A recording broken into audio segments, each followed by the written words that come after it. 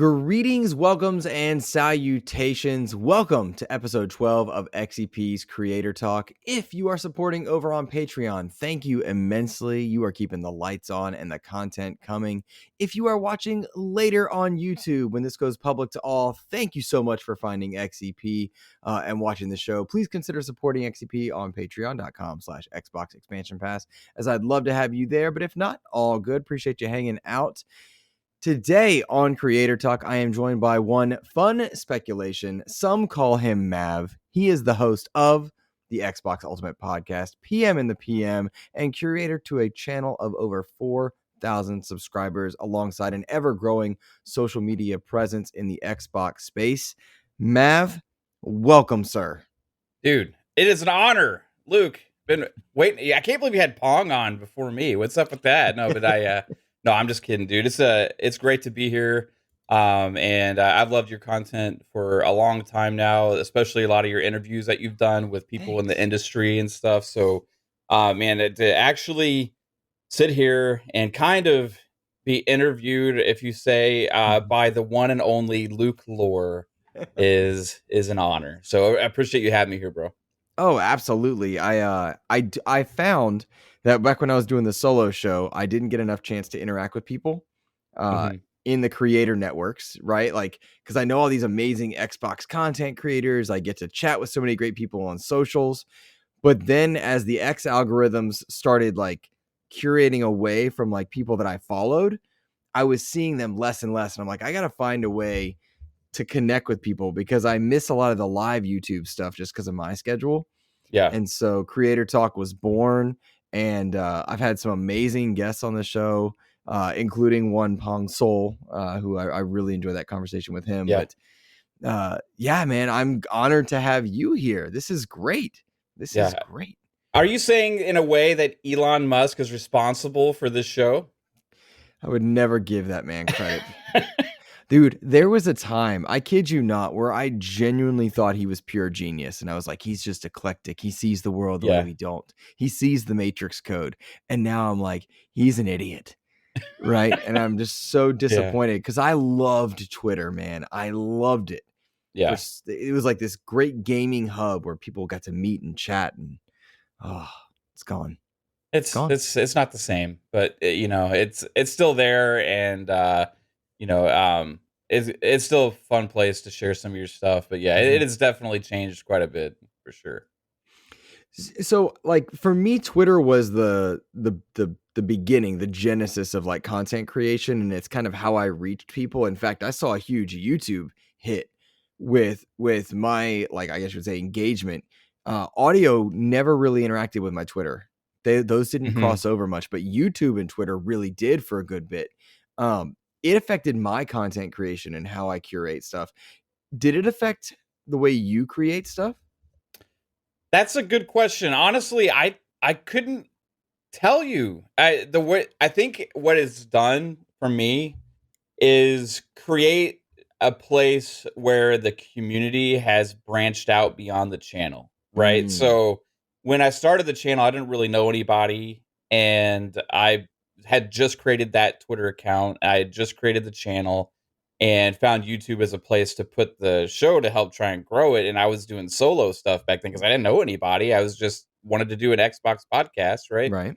But in a way, the Twitter community has been kind of one and the same a lot with the YouTube community. So it's kind of branched out that YouTube into social media and Twitter, especially when it comes to the other creators and their followings and people. And you've had another way of communicating with them beyond YouTube, which has been something that's actually helped me a lot because you get to know a lot of these people and you get to ask questions and kind of go back and forth on things, and it's helped get to know people more, and I think kind of strengthen relationship with the community more than anything else.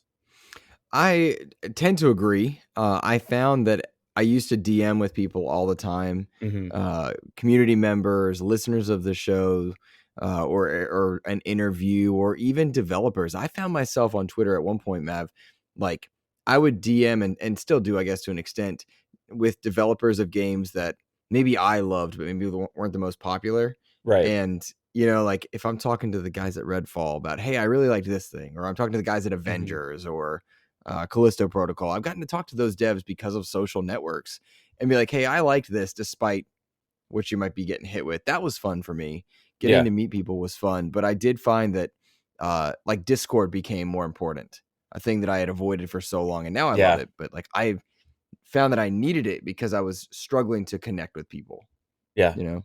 Discord's interesting because it's like kind of been this thing that's there, right? And but for me, I've always kind of in a way I feel like I've neglected it a lot because I feel like you have to put a lot of effort into making sure you put the content and engagement into Discord itself as well. When it's like on my phone, it's so simple to bring Mm-hmm. up Twitter and make a tweet or Yeah. whatever like that. And in Discord, what I'll do is sometimes I'll do that and I'll forget to go back and look and see if anybody Mm-hmm. interacted with me. And it's like, oh man, I need to do better with that kind of stuff. But it does create this other kind of hub with Discord to have your community like a place to kind of hang out, which is really cool. Agreed. Agreed. And have you experimented with like Threads or Hive or was it Blue Sky or any of those? Every single time one of those pops up, it's like the new trend to sign up for it and do it. I do it just to kind of claim, Mm-hmm. the space and the handle and stuff, and I interact for maybe like a week or two, and then I just completely forget about it and don't ever go back. So Mm-hmm. it's all on my phone and stuff, threads and everything like that. The thing about Twitter that they do a good job with though, still is because it's web based, so like really good on a PC as well as your mobile. I find myself still using that a lot because I'll use Twitter a lot on my PC actually. And I know when Threads launched specifically, which was supposed to be the one Mm-hmm. to finally really give good competition, right? The fact that they didn't have it up for PC and there was no DMs and stuff like that, it kind of took a lot of the usefulness away from me there. Mm-hmm. So yeah, and just like you're talking about DMs and stuff, like on Twitter, like for our fun speculation family, all the panelists and everybody we have that's kind of part of our all of our shows, Mm-hmm. we have a DM group. We have actually multiple DM groups, and we all just kind of like go back and forth and constantly talk like it's our own little space. You know what I Right. mean? So Yeah. I if once the other ones catch up with that kind of stuff, I feel like there'll be more of a use for it. But right now, it's kind of like it's there just in case. Yeah. I totally get that. Totally Hmm. get that for sure. Now let's get to some of this content before we talk Xbox and whatnot. Your main outlet, I think is fair to say, is YouTube, right? Yes, yeah, 100%. Which Yeah. I didn't anticipate, but that's what it is. Yeah. Oh, what did you anticipate it being? I expected to be a huge audio podcaster like Luke Lohr is, like no, for real though. I always listened to audio podcasts Mm-hmm. really back in the day. And when I started the whole thing, I really just thought of podcasting as more of an audio platform. Mm-hmm. And but then I saw kind of when I was about to start doing this that there was a lot of YouTube creators that had formed communities and done things, and they weren't part of big games media or anything like that. And so I Mm-hmm. was like, okay, well, I'm going to put the stuff on YouTube as well, right? And that's Mm-hmm. going to be a place that help try and grow, the show and community and stuff. But like, what has happened is it's become that's where the content is focused on. Mm-hmm. And I think that's just because of a natural progression of live content, which I wasn't doing originally. I was doing pre-recorded, Mm-hmm. and as the live content kept going, and we kept growing the community, getting people in the live chat, and it's kind of created this different kind of engagement that I never anticipated the show going to. Mm-hmm. And it's made it way better than I ever thought it could be, or even bigger, because it's a hard place to crack into. With there's so many podcasts, so many great podcast out there, and Mm-hmm. especially in the audio formats, like there's a few that are huge, right? Mm-hmm. I'll put you up there. You're doing amazing. Wish.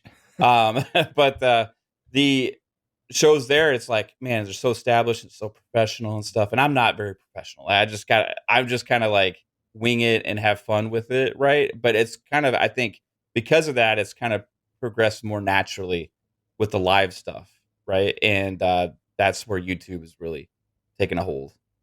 See, that makes perfect sense to me because you started with an intention and found kind of this new niche is not the right word, but like you found, I guess, what speaks to you, because it seems like you're very good at live content. You are so relaxed. It seems like you just fall right into it naturally. I think I do better with live than I do with pre-recorded, because when I was doing the pre-recorded solo stuff, I was like, stumble my words like a few Hmm. minutes in. I'm like, okay, I got to redo that, and it's like just a natural. And but like when you're live, you especially once you get over like the initial hurdles of getting over your own self, Hmm. right? And just able to be yourself, that's when I think things really start clicking and that you get more relaxed and have more fun with it. And that's kind of what's happened over the time, right? Hmm. So yeah, it's been awesome. Again, like I never thought it would turn into, especially with the panel and all these other things that we have going on and stuff. Hmm. But like it's been awesome, man. Been an amazing 3 years. I can only imagine. And one of the so you keep saying the show, but you have multiple. When you Yeah. say the show, are you referring to Xbox Ultimate? I think in the back of my mind I am, because that was my original show, Hmm. which was Xbox Ultimate Podcast. The first 15 or 16 episodes was just me by myself, Hmm. right? And we had developed a small community there, and it, honestly, like it just wasn't very good. If you go back and listen to it and stuff, or watch me, it's so unnatural, and like Now, I'm really stiff and unanimated, and all these kind of things, right? are you being hard on yourself, or is it like genuinely not where it should be? Well, Like, I don't think so. The first 15 episodes for sure. Like if I go back and look, but like even after that, like if I go back and check it out, it's like, man, like you realize that you were putting barriers on yourself, hmm. like because you had to be professional, you had to be this, or you had to be that to try and like fit what the mold is of like a professional podcaster or all this kind of stuff. And I feel like Hmm. over time with like live stuff, you kind of realize that like all that stuff doesn't really matter at the end of the day. And the more yourself you are and just kind of let loose and have fun, the better the stuff gets, and also the more fun you have. And that's been the craziest progression I never really intended for, but it's been awesome. Yeah. So yeah. I'm thinking because I think I 100% agree. I remember my first few episodes, same premise, like Yeah. stiff, rigid, trying to sound professional, trying to be no nonsense, and then I realized that like that's not really me. Although I do have an I guess you would say like an attitude that comes with when I talk, or like a personality that associates when I interview people, but to not speak with any like ums or likes, it doesn't make Yeah. sense. It's not Yeah. natural. Hmm. Yeah, and when you So, make videos or do pre-recorded stuff, you feel like you got to go edit all that out, and mhm, it's just not a natural way you speak. But live stuff, all that stuff is just doesn't matter because you're just who you are. mhm, So I think part of it's just kind of finding your voice, or like just letting all that other stuff melt away, so you can be your true self, and mhm, hopefully people like it. And if they don't, that's okay. But at least you're not, trying to be something you're not to appease what people think you should be or whatever. You know what I mean? mhm. Totally, absolutely, and I have to imagine with Xbox Ultimate, PM in the PM, Fun Speculation Podcast, you just started another one or restarted another one, Yeah. as well. Uh, you have so many, I guess, times that you have to be on. Do you ever feel pressure to keep that face? Do you ever too tired for it? Do you ever like, nah, not tonight, but then you power through? Yes, but at the same time, usually when that happens, it end up being grateful because it's actually been something you've needed. Mhm, Like, so for example, if you're not feeling great that day, or like you just had a long day and you're tired, you're like, oh God, I got to go talk, mhm, Xbox right now. And especially weeks also where there's been in the past where there's like not much to talk about. You mhm, know what I mean? That happens too. But at the end of the day, because we're hanging out with friends, on mhm, the show, it just kind of becomes this thing where we just let loose and hang out and have fun. And that kind of everything else melts away then. And you end up feeling better after the show than you did before. So it's almost like therapeutic in a way, I feel like. I think that's a rhetoric I hear a lot. And you mentioned Pong earlier, Mhm. your PM and the PM partner. He said something almost similar on a previous creator talk, which I'll point anybody that's listening. If you haven't heard it, great episode. I really enjoyed Pong. Um, he said something very similar to you though. Like it's just like it's therapeutic. You're hanging with your friends. I get that. I don't share that. I feel like I have to be on when the camera is on, Yeah. and I don't necessarily let down until later. And I wonder if for me, like I'm curious if like is that because of my job because I have to be a teacher and I've got to be eloquent and I can't swear, but I swear all the time, Yeah. right? I wonder if that's part of it, but did is it just you and your buds and people are hanging out with you?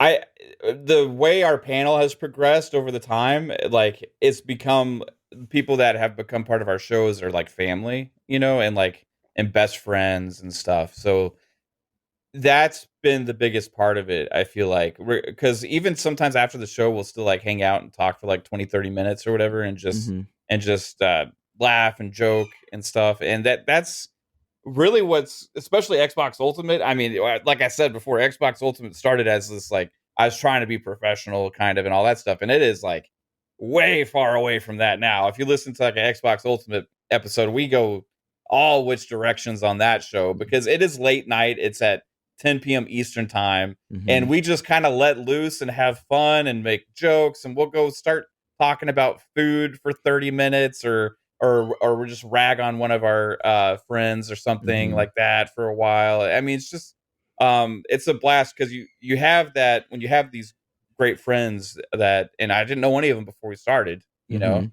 um, but we've developed this now. So when you have these friends and stuff, it's kind of like it's almost like having a beer with your buddies at the end of the day. Mhm. You know what I mean? And that's kind of what it's turned into. We still have always have lots of talk and discussions about all the stuff, with Xbox and gaming and but it's more about a place to hang out and have fun regarding these topics, but kind of just let loose. And Mhm. that's been the biggest thing, which that's again, like I said, that's never what I thought it would be, but I'm super Mhm. glad that's what it is. Well, you've taken Xbox Ultimate to over 150 episodes. I think your most recent was 159. Hmm. Uh, that's, of course, not your own created outlet there. You have to have a support system, I think, outside of gaming. Like family has to be supportive. When I look at your gaming room, it reminds me of mine. I see turtles, I see Xbox, I see Batman. Like I'm in my Batman chair. We both got the statues, the collectibles, the lights. Um, Yours looks cooler than mine. Let's just be honest. But Yours is pretty good, Luke. uh, I'm liking what I see there. Thank you. I appreciate you. I appreciate you. Uh, but your family has to be supportive on some level of it because it's certainly not a cheap hobby, and it's certainly a time-consuming one. Yeah. No, my wife is I mean we're kind of homebodies, we hang out at home, play games, watch movies, watch TV shows, sports, whatever. This is kind of just always kind of been, you know, we like to hang out at the Mhm. house, right? And but she's always been supportive of gaming. She plays games herself, especially more lately since Starfield came out. I Mhm. mean, my God, she's like just insanely hooked onto Starfield. But she's always been supportive of gaming. And then when I mentioned that I kind of wanted to try and do the you know podcast thing, she was like, "Go for it," And I didn't really know what she was gonna say, Mhm.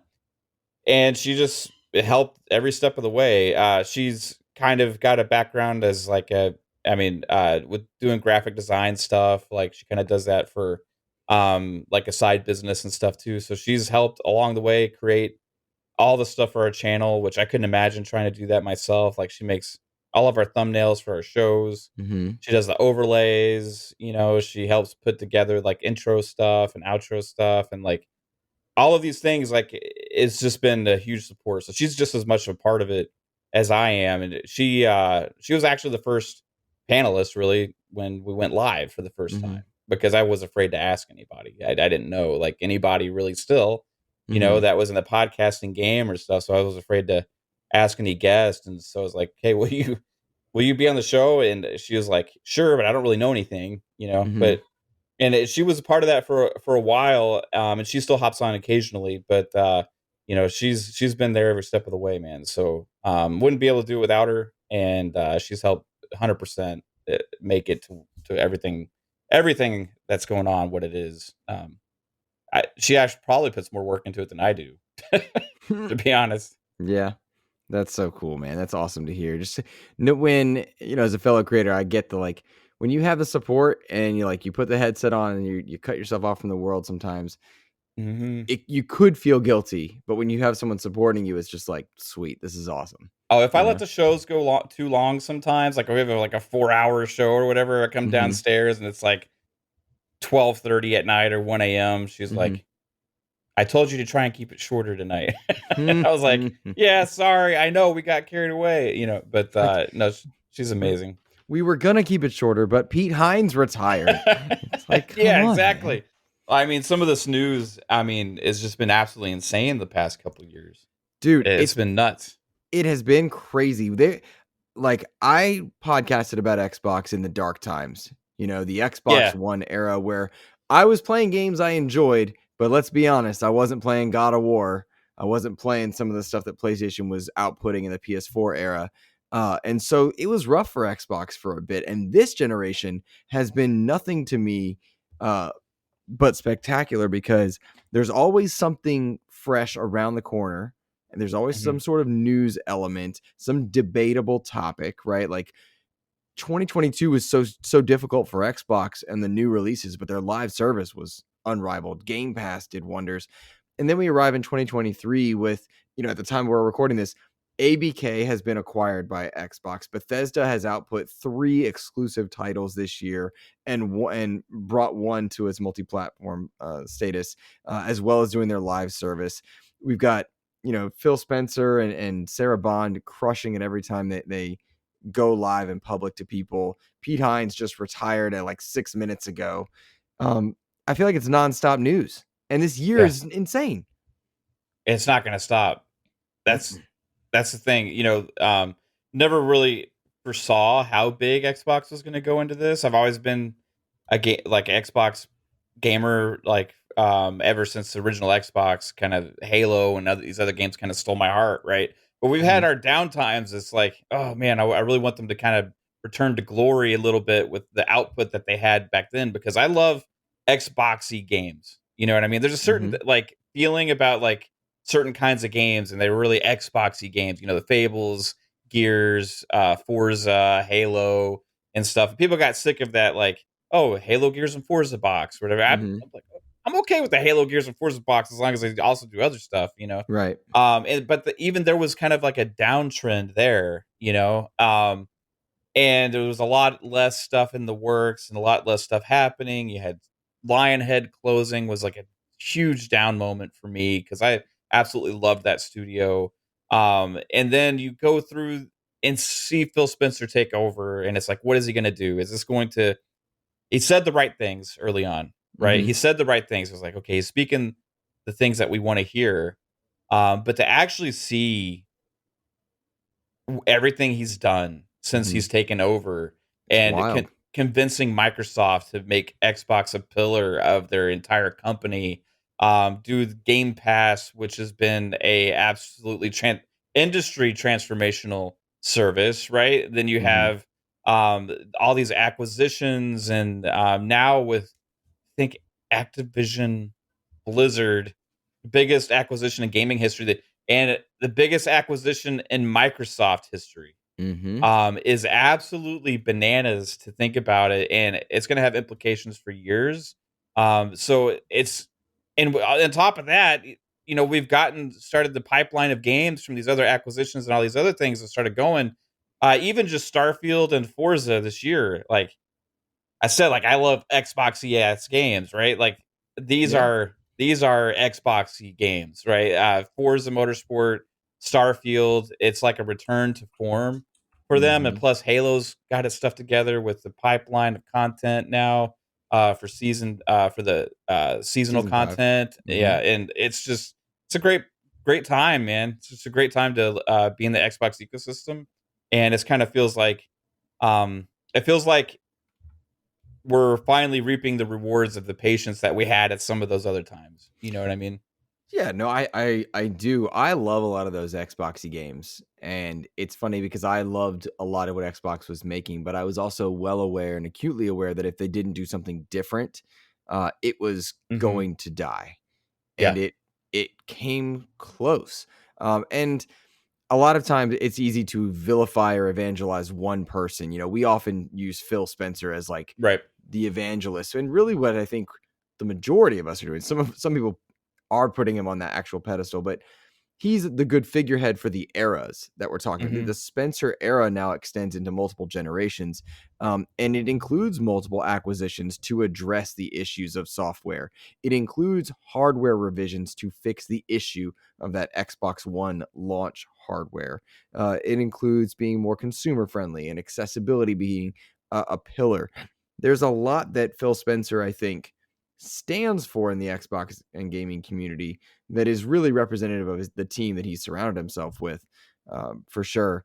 But I got to tell you, man, I couldn't be happier with where Xbox is now, because in a year where PlayStation has just put out Spider-Man 2, or it's about to drop Spider-Man 2, and that game's Mhm. for all intents and purposes incredible. Yeah, Um, 91 at last I saw on Meta as well. I can't wait to play it. Same. My statue's hopefully shipped by now. It should have. That would have been a bittersweet moment, PlayStation having that big hit, right? That would have been a bittersweet thing because it's like, yes, I get to play this because I love games. I love superhero games. I love great stuff, but Xbox doesn't have one. And this year they've got tons of stuff that's worth Mhm. celebrating. You know, you have your Forza, which is not new, but then you've got Hi-Fi Rush, you've got Starfield. You saw the arrival of Minecraft Legends in multiplat. Ghostwire no longer exclusive. The live services are kicking well. Um, it doesn't hurt. It's like, yeah, everybody can celebrate something this year. That's Yeah. cool. Yeah, Nintendo too is killing it Yeah. this year, right? Yeah. And This they're this gonna week, have new Mario hardware Wonder, next year. Yeah. you know? Insane. It Absolutely. is, yeah, so I don't know that I have a question in that, but when I look at this year, I think there are more commentators than ever on gaming, but there are more reasons to comment. Mm. Yeah, that's true. I mean, no matter what platform you play, right? Mhm, I do feel like, in a weird way, that PlayStation has had a little bit of a interesting year just because they only have the one really kind of big first party mhm, game, mhm, which is different for them. And Xbox got kind of killed for this stuff in the past, you know. mhm, And we're starting to see a little bit of a transition there. So some of the conversation around PlayStation has been a little bit different this year mhm, than we're used to, and it's almost kind of like harking back to thinking about what was happening with Xbox around some of those times, when we were starting to get worried about their pipeline and all these kind of things, right? But there's mhm, also potential that they're just holding off on a lot of announcements for next year. If they do have a PS5 Pro mhm, to announce next year, it would make sense to hold off announcements around that time of that upgraded hardware announcement. So we're mhm, gotta wait and kinda see on that, but, Nintendo's been crazy strong all year this year, kind of, like, unloading the rest of their pipeline of the Switch right before what we anticipate being the, new Switch 2 or whatever they have next year, and then mhm, Xbox, which has had those downtimes, has finally I thought it was gonna be 2022 when they really got things started towards the end of 2022, but mhm, because of delays and all those kind of things, this year, 2023, has really cemented the kind of start of the new era for mhm, Xbox. So there's like different discussions going on all along the way. mhm, And there's just so much to talk about regardless. And Spider-Man 2 is going to be the next big conversation. Like you said, Mario Wonder is going to mhm. be a huge conversation as well. But I'll just still for the most part be playing Starfield and Forza Motorsport. I So it's funny, I bounced off of Forza Motorsport pretty quick, Yeah. um, and the coolest part about doing that was there was still something to celebrate within my ecosystem. Like, Hmm. the third parties have been insane this year as well. Harry Potter, Star Wars, I mean, the Crew Motorfest, Assassin's Creed, Alan Wake's on the way, like, it's been pretty great. But, like, to bounce off of the Xbox exclusive of Forza to be able to play the Xbox exclusive of Starfield, I love Starfield, and I never thought I would. because I was not a Really? Bethesda Game Studios guy. Yeah, Skyrim never appealed, Fallout never appealed. Um, I was the Gears and Halo and COD. That was when Yeah. that's what spoke to me, right? And Starfield really grabbed me in a way that I wasn't expecting. But I'm just so happy with the ability to celebrate multiple Xbox releases this year, you know? No, for sure. It's been a long time coming. You know that there was a stumble with Redfall at first. Mm-hmm. Even that game is in a way better place now after the last update that they did. Very Me and smooth. Pong, Yeah. yeah, me and Pong played like 3 or 4 hours of that after the update came out, and we actually had a lot of fun. Yeah. So there was they kind of stumbled because that was the first big new game really they had after Mm-hmm. the year of 2022 when they had some smaller releases but Mm-hmm. nothing major. And then it was like, oh man, this was their opportunity to get off to a great real start with these big new games that have been announced for a while, and Redfall kind of stumbled. Mm-hmm. And regardless of whoever liked it or not, the perception is not good, right? Right. And then you have what Halo had been going through. That it's kind of like everything's coinciding at once. Like Halo's kind of started to click. Um, Starfield came out. As much as people try and downplay that game and stuff like that with console war nonsense and stuff, Mm-hmm. like it is a truly special game to me. Like it is one of those like once in a generation type games that I feel like it's very unique and special. And I'm not going to be playing anything else like Starfield for a long time. Yeah. And then you have Forza, which I've been waiting for to come back in 6 years. And that honestly, there's only been one game that's been able to pull me away from Starfield, and that's been Forza Motorsport. Mm-hmm. But I've always been more of a motorsport guy, Mm-hmm. than Horizon. So I've been really waiting way too long now for this next one. And it's kind of checks all the boxes that are important for me with Mm-hmm. that game, and so I'm really addicted to that. But then now, like even with another game that came out this year that I had been waiting for years and was absolutely amazing was Diablo 4, right? Yeah. And we played the crap out of that for a couple months, and then the Mm-hmm. season 1 didn't really hit, but now season 2 looks awesome. And so we're going to be diving back into that again. It's like this year has just been insane. And to think now Xbox owns Diablo, Mm-hmm. it's like what? That's just kind of my mind's blown with that. Call of Duty as well, which is Mm-hmm. another Call of Duty is releasing this year, obviously, like they do every year. Mm-hmm. So, man, it's Now a first different. party studio. First party game. Yeah, it's different. It's just so weird to think about this. Like, how many studios? I saw somebody had put a pie chart of like the Xbox size before and kind of like what's there now, and you had like Mm-hmm. this small section that was Xbox Game Studios, and this was actually post acquiring studios like Obsidian and Double Fine and Mm-hmm. Undead Labs and all these things, and then you see okay, ZeniMax Bethesda, just around roughly the same size as Xbox Game Studios was, so it took up that. But then you have the rest of the pie, which is like 75% of it, is Activision Blizzard. And it's going to be a transformational thing that we're going to be really not able to comprehend or understand the significance of it for a while, Mm-hmm. you know? I think you're dead on with that, particularly given that it's going to have a ripple effect through the industry that we're Yeah. not quite familiar with.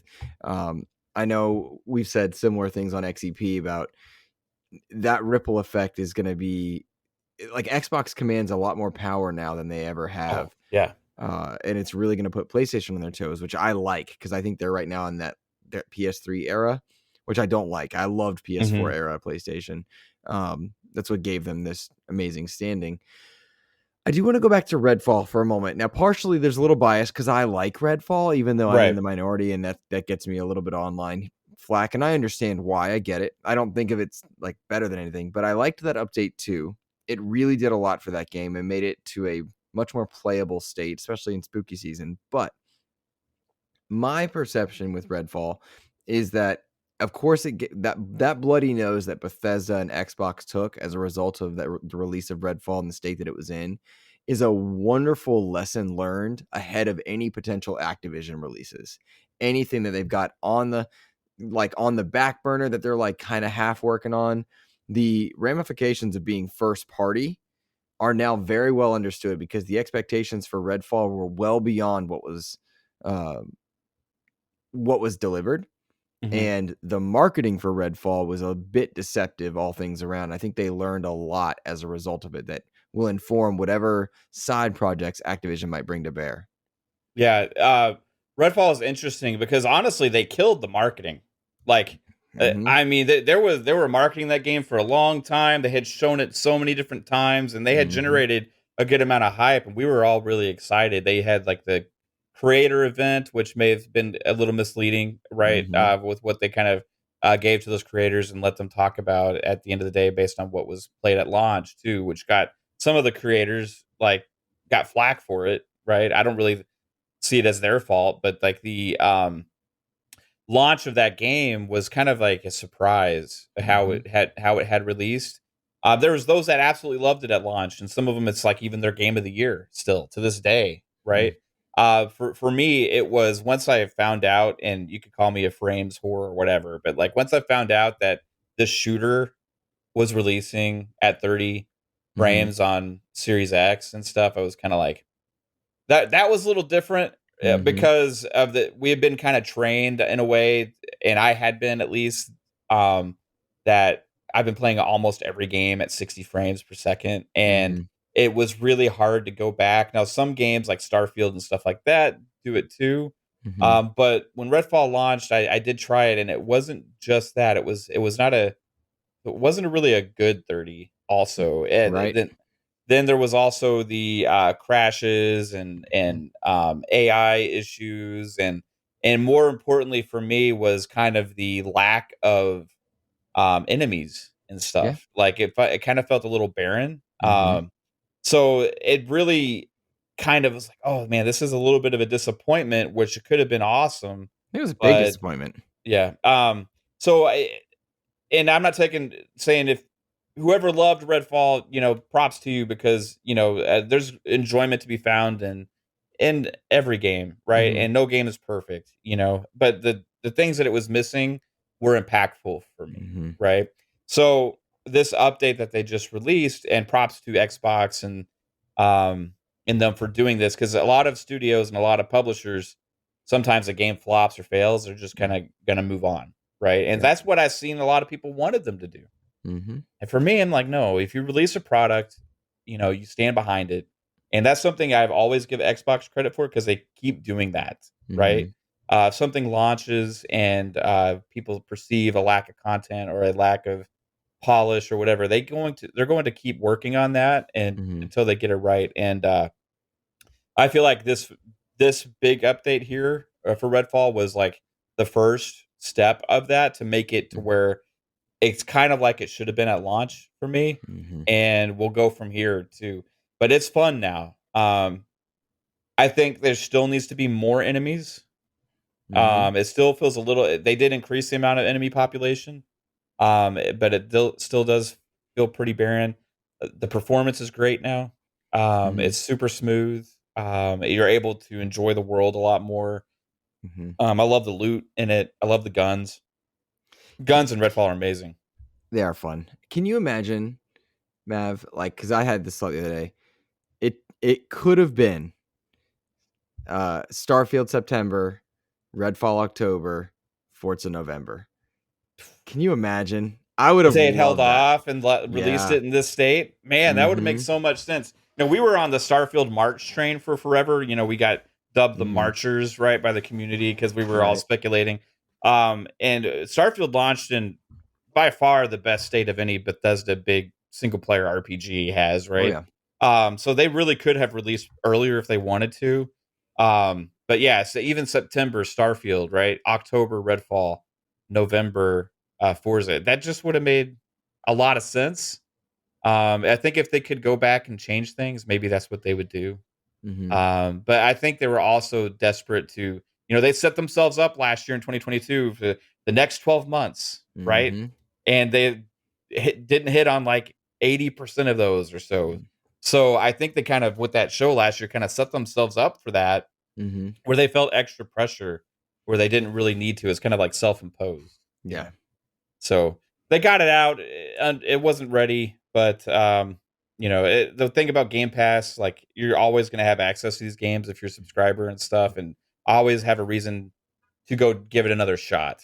right? Right. So I feel like Redfall now I can say is a good game, um, and I think it's just going to get better. Do you think it'll have a turnaround? No, Yeah. Okay.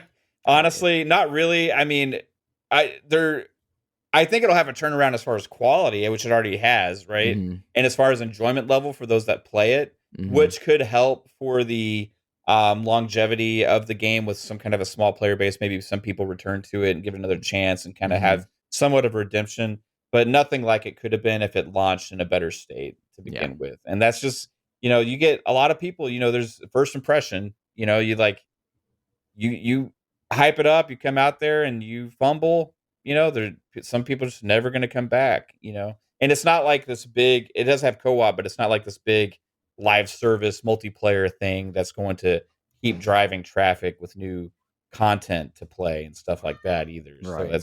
that's gonna be a detriment, but I hope they keep working on it and keep polishing it up and keep making improvements because what they've done so far has been transformational for the game. Agreed.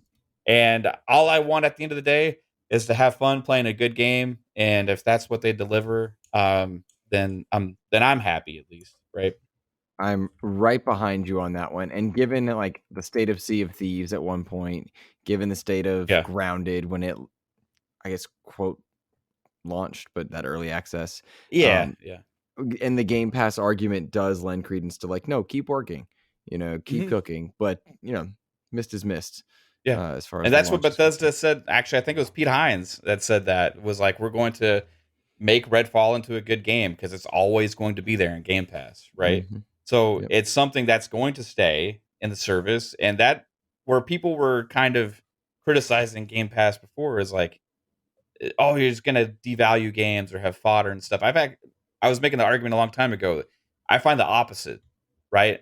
Hmm. Because you're actually taking less pressure off your as far as release timing. Although for some reason they still released Redfall when they did, Hmm. but you're also allowing these games to be updated over time. That always has this like player base there that can re-engage with something, but also you're trying to create more variety as Hmm. well, right?